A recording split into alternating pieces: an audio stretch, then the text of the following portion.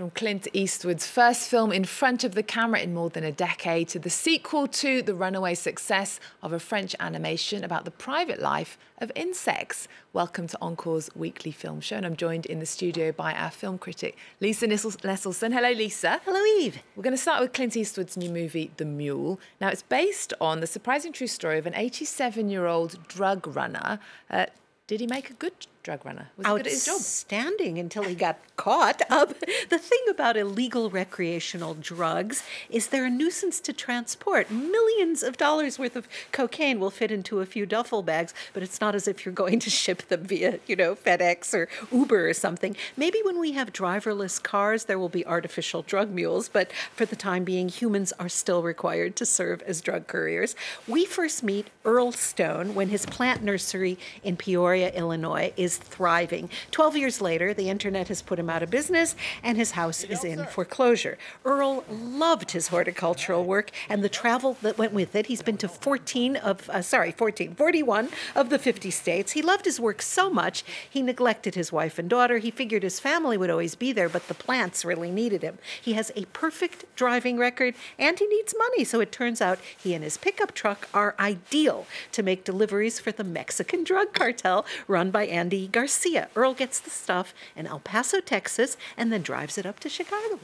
Okay, well, let's take a look at Earl getting the hang of his new handsomely paid job and Clint Eastwood and what attracted him to the story.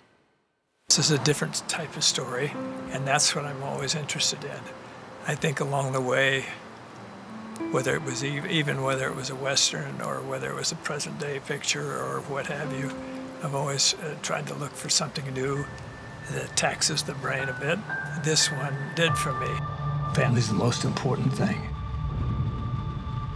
Don't do what I did. I put work in front of family. I thought it was more important to be somebody out there than the damn failure I was in my own home.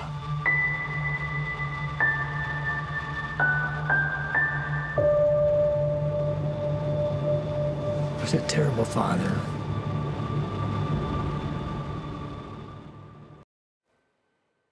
Now, Americans were actually slow to take Clint Eastwood seriously as a director because they mixed him up with the man with the character Dirty Harry Callaghan that he played in the movies. But the French liked him from the start as a director, didn't they? Oh, the French adored him as the poncho-wearing man with no name in Sergio Leone's spaghetti westerns in the 1960s. But they took him very seriously as a director in France since his directing debut in 1971 with Play Misty for Me. His films have been in competition in Cannes several times. Interesting to keep in mind that at the outset, Clint Eastwood was supposed to direct A Star is Born with Beyonce. Bradley Cooper inherited that gig, and Lady Gaga was cast. Here, Cooper plays a drug enforcement agency agent dead set on dismantling the Mexican drug cartel. Earl Stone is a good part for Eastwood because he knows exactly what he can get away with portraying a man from his generation, and that means when he meets black motorists who are stranded or a lesbian biker gang, the things he says are kind of a window into our past without giving an offense. And because he's Clint, we're willing to believe that he can still seduce the ladies. We certainly are. That's The Mule. Well, Miniscule 2 is out in France this week, following the success of the first Miniscule. Tell us more. Well, this is a delightfully ambitious, almost wordless sequel to Miniscule, which is a French animated series told entirely from the point of view of insects. It's been distributed to over 100 countries and gave birth to a feature in 2014, released in about 40 or 50 territories. Over 5 million people saw it in theaters, and the DVD sold 1 million copies in France alone. Now, in the first one, two rival groups of ants, red and black, have an epic battle for the sugar cubes that have been left behind by some human picnickers. And I know that doesn't sound like much, but it is like the epic battle at the end of the Lord of the Rings trilogy, only with ants. And in this one, a young ladybug in a French mountain town gets separated from its family when it falls into a box of jars of a local delicacy, that's chestnut cream, about to be shipped all the way to Guadeloupe. Now, this story really touched me because I grew up secure in the knowledge that if I ever fell into a box that was going to be shipped to a tropical island paradise, then my parents would enlist a classical music-loving spider with a helium balloon-powered pirate vessel to come and rescue me. Okay, and you like sugar cubes, of course. Let's take a look at the enterprising insects of Miniscule 2.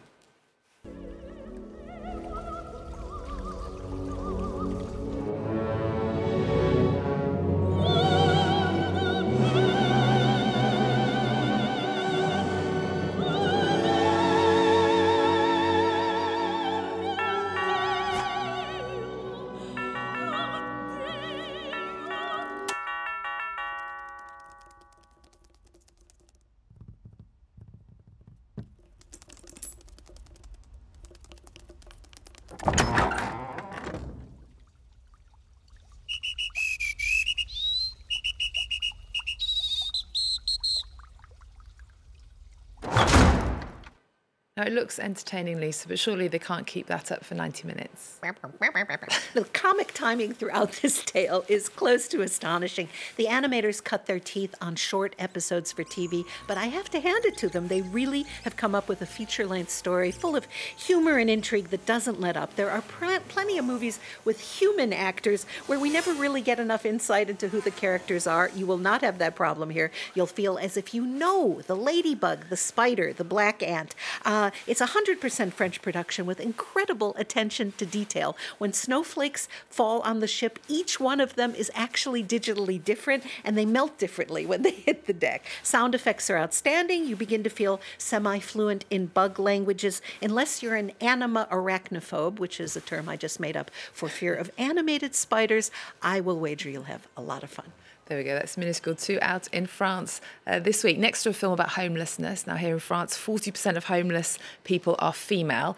That doesn't sound like a promising topic for a comedy, but Invisibles is selling lots of tickets, isn't it? I absolutely agree. When I walked into the theater, I did not think that homeless women in the economically depressed north of France was going to be a laugh riot. But this film's mix of actual women from the streets with only a handful of the least hoity-toity professional actresses working in France is actually quite funny. Invisibles arrived in theaters over 2 months after yellow vest protests by ordinary citizens across France started, and I really think that gave it a boost. Now that yellow is the new black, moviegoers are turning out to see memorable characters slyly fight the system. The social safety net may actually be much stronger in France than it is in a lot of other places, but that doesn't mean it's intelligently run. Okay, well, let's take a look at the homeless women and dedicated social workers of Invisibles. J'étais aide-soignante. J'ai travaillé dans une agence immobilière. T'as fait ça pendant combien de temps? Un jour. C'est 24 heures, hein. En même temps, c'est beaucoup. On va vous confronter au monde du travail. J'ai 56 ans, je m'appelle les Didi. Non, tu t'appelles pas les Didi. Est-ce que t'es les Didi? Non. Il faut que tu donnes ton vrai nom. Je répare de l'électroménager. Je l'ai appris en prison. Parce que j'ai tué mon mari. Attends, Chantal. J'aime pas mentir. Oui, mais tu mens. Audrey, elle dit pas qu'elle a un problème avec les hommes. Non, attends, moi j'ai aucun problème avec les hommes. Voilà, Audrey, là, elle ment, et c'est pas grave. And you say only a few of the characters are played by trained actors. Only about half a dozen. The film is mostly set in a drop-in day shelter to which homeless women commute often across incredible distances to take a hot shower, do laundry, get a hot drink, maybe snooze. Basic job counseling is available if visitors want it, but I have to say many of the cast members have weather-beaten faces where you have to say the weather won.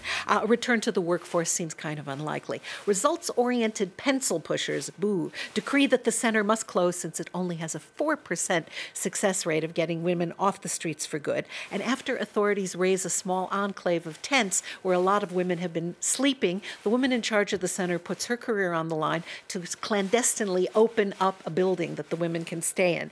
It's also the first step in a pragmatic renaissance. Chantal, who we saw in the trailer, who keeps telling people that she killed her husband, is actually a non-professional and a real firecracker. And a lot of matter-of-fact humor results from the women preferring to assume the names of famous public figures, from Edith Piaf to Lady Di, Salma Hayek, and French First Lady Brigitte Macron. Okay, well, moving on now. The Cannes Film Festival is well known all over the world, but there's another French film festival that's on the international film calendar, isn't it? It's Clermont-Ferrand. Indeed. The 41st edition of what is often called the Cannes of short films runs from February 1st to 9th. The programmers this year received over 9,000 submissions. In the international competition, they picked just 76 out of 7,400. For the French competition, 54 films made the cut out of over 2,000. That's 200 more than last year, and one of them will win 25,000 euros. Films from Canada will make up a retrospective, and there will be a Celine Dion karaoke evening on February 7th. A sidebar I'm excited about is Shorts in Translation, 16 films about people who have no language in common, films about interpreters, subtitles, sign language, Esperanto.